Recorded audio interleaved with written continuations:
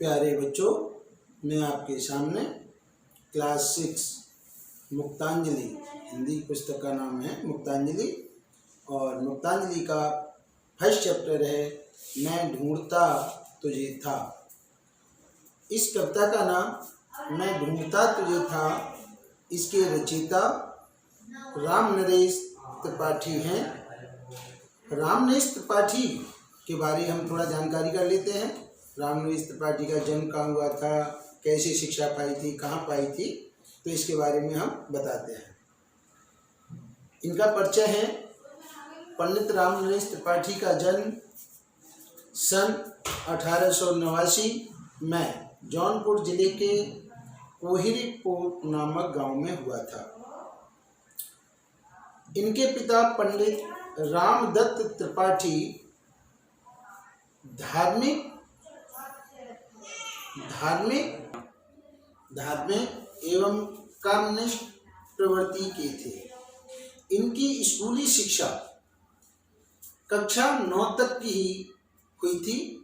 इन्होंने स्व अध्ययन माने अपने घर पर ही स्वयं पढ़कर ज्ञानार्जन किया और साहित्य सेवा को ही जीवन का लक्ष्य माना। इन्होंने काव्य, नाटक, कहानी, निबंध और आलोचना आदि सभी विधाओं में लेखक कार्य किया। ठीक, अब हम चलते हैं अपने चैप्टर की तरफ। चैप्टर में मैं ढूंढता था तुझे। इसमें कवि ने ईश्वर के प्रति आस्था जताते हुए बताया है कि ईश्वर सर्वशक्तिमान है। ईश्वर सब जगह रहता है, जीव जंतुओं में, प्राणियों में, वनस्पतियों में। हमें ईश्वर के प्रति आस्था रखनी चाहिए। दीन दुखियों में, गरीबों की सेवा करने में हमें मदद करनी चाहिए। इस कविता में ये चीज बताई है। चलिए अब इस कविता को पढ़ते हुए इसका अर्थ समझते हुए हम ज्ञान अर्जित करते हैं। मैं ढूंढता तुझे था जब कुंज और वन में।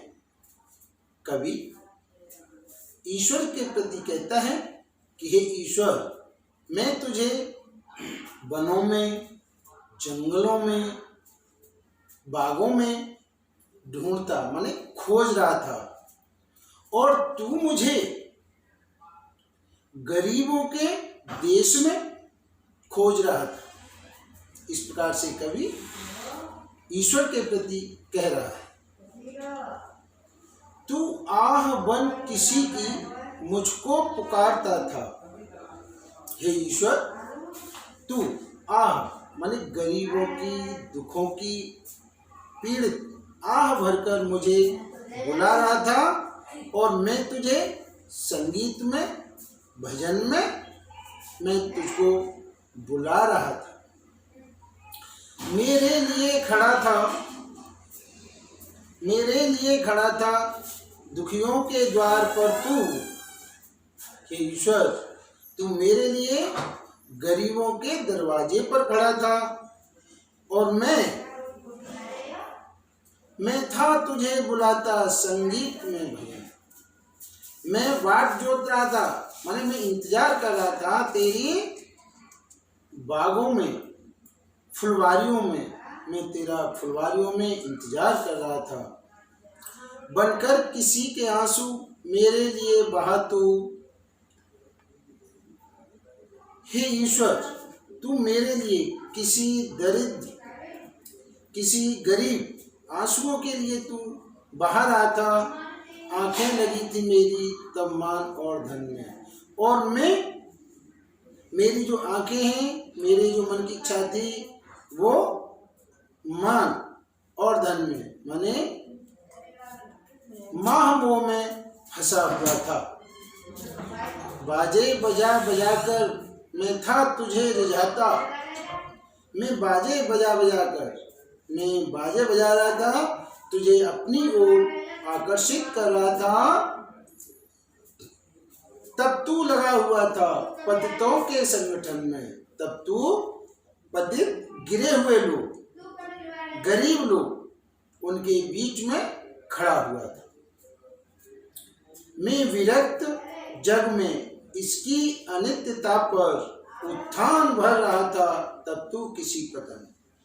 हे ईश्वर, मैं इस संसार से विरक्त माने राग से दूर, अलग, इसकी अनित्यता पर उत्थान भर रहा था, माने ऊपर उठने की कामना कर रहा था, और तू गिरे हुओं को, तू किसी पतन में, पतन कहते हैं गिरा हुआ, और तू गिरे हुए लोगों में गिरा रहा था, गिरे हुए लोगों को गिरा रहा था। वे बवस गिरे हुओं के तू बीच में खड़ा था, और जो बेबस माने बिना कसूर के जो लोग थे, उनके बीच में ईश्वर विराजमान था। तो वहां पर खड़ा हुआ था। मैं स्वर्ग देखता था, मैं स्वर्ग देखता था, झुकता कहाँ चरण में। जब मैं स्वर्ग देख रहा हूं तो मैं तुम्हारे चरणों में कैसे झुकता। तूने दिए अनेक अवसर, न मिल सका था पर मैं। हे ईश्वर, तूने मुझे मिलने के लिए अनेकों बार मौका दिया, अवसर दिया, लेकिन मैं नहीं मिल सका। तू कर्म में मगन था, तू अपने कार्य में व्यस्त था, मगन था, और मैं व्यस्त था कथन में। मैं अपने कहने में ही व्यस्त था, मैं अपना कहते ही चला जा रहा था। कैसे तुझे मिलूंगा जब भीड़ इस कदर है। हे ईश्वर, इस कदर की, इस प्रकार की इतनी भीड़ में मैं तुझे कैसे मिलूंगा। हैरान होकर भगवान, हे ईश्वर, जब मैं हैरान हो गया, हैरान होकर मैं तेरी शरण में आया। इस प्रकार से कभी अपनी बात को ईश्वर से कहता है। समझ में आया? अब आगे चलते हैं। तू रूप है किरण में, सौंदर्य है सुमन में, तू प्राण है पवन में, विस्तार है गगन में। हे ईश्वर, तेरा रूप किरण में विराजमान है, तेरी सुंदरता फूलों में विराजमान है, तू प्राण है पवन में, तेरे प्राण पवन में विराजमान है, और तेरा विस्तार, तेरा आकार आकाश में विराजमान है। हे दीन बंधु, ऐसी प्रतिभा प्रदान कर तू। हे दीनों के दयालु, हे ईश्वर, तू ऐसी प्रतिभा, ऐसा कौशल मेरे अंदर विराजमान कर। देखूं तुझे द्रवों में, मैं तेरे दर्शन अपनी आंखों में, अपने मन में और अपने वचनों में करूं। अर्थात मैं अच्छे विचार, अच्छी वस्तुओं को देखूं, मेरे मन में अच्छे विचार आए, और मैं अपने मुख से अच्छे माने सत्य वचन बोलूं। कठिनाइयों, दुखों का इतिहास ही श्रेयस है, मुझको समर्थ कर तू बस कष्ट के सहन में। हे ईश्वर, कठिनाइयों में, परेशानियों में, दुखों में ये इतिहास गवाह है, ये श्रेयस माने अच्छी कीर्ति, सुकीर्ति गवाह है। मुझको समर्थ कर तू, मुझे सक्षम बना, ऐसे कष्टों को सहन करने के लिए मुझे सक्षम बना। यही मेरी इच्छा है, यही मेरी कामना है। दुख में न हार मानूं मैं। हे ईश्वर, कितना भी दुख पड़ जाए, उस दुख में मैं हार नहीं मानूं। सुख में तुझे न भूलूं, और हे ईश्वर, मुझे कितना भी सुख मिले, लेकिन उस सुख में भी तेरा नाम ना भूलूं, तेरा मुझे स्मरण बना रहे।